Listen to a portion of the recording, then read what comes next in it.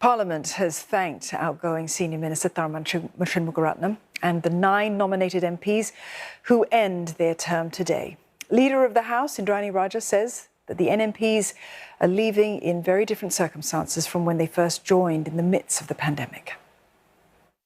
Things have stabilised and life is mostly back to normal. While as a country and a people, we still face many challenges. We are in a much better place than we were 2 to 3 years ago, and we are now poised to move forward with the Forward Singapore SG exercise to refresh our social compact and make Singapore a fairer and more inclusive society. By their participation in this Parliament, they have helped to achieve this current state of affairs. Ms Indranee noted that Mr Tharman has been a member of Parliament for more than 2 decades.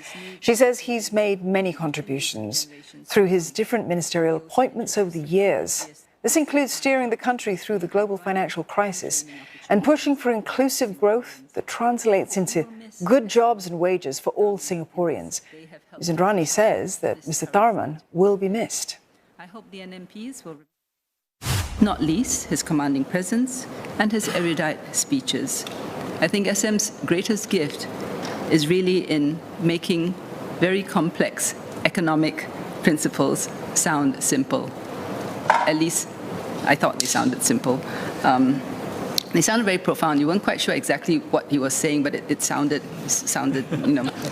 like they made a lot of sense.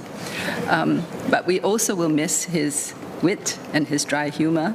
But I think most of all, we will miss a friend and a fellow member of Parliament.